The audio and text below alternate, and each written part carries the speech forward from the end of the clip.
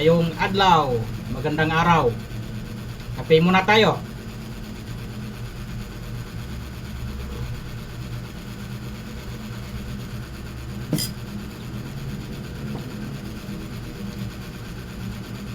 At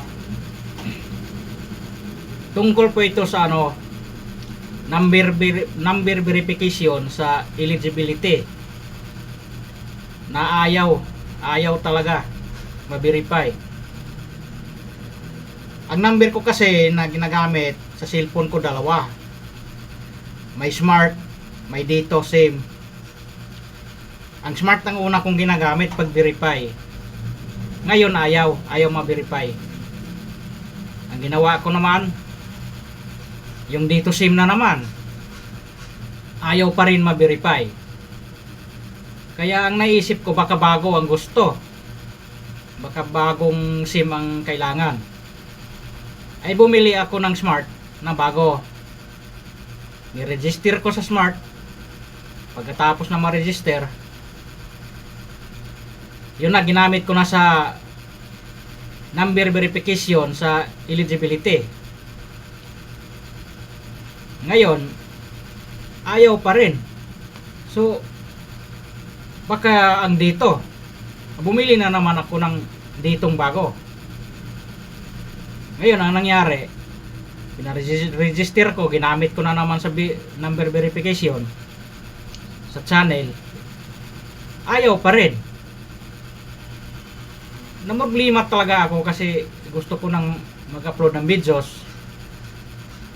Ito, first time ko itong video sa channel na ito.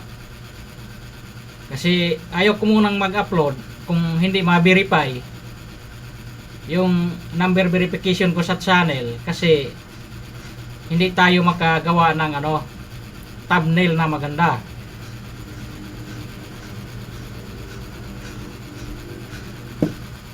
Kaya hindi muna ako nag-upload ng video hanggat hindi na-verify yung number ko sa channel. Ang ginawa ko, baka ibang SIM ang gusto nito. Gumamit ako ng smart, gumamit ako ng dito SIM. Ang ginawa ko, bumili ako ng ibang SIM na Globe.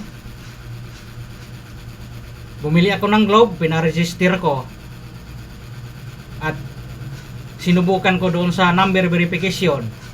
Ayun, nag-click. So, dapat pala iba-ibahin ang SIM number. Hindi pala yung gumagamit ang nakasalpak ng number cellphone mo, yan ang gagamitin. Ibahin pala.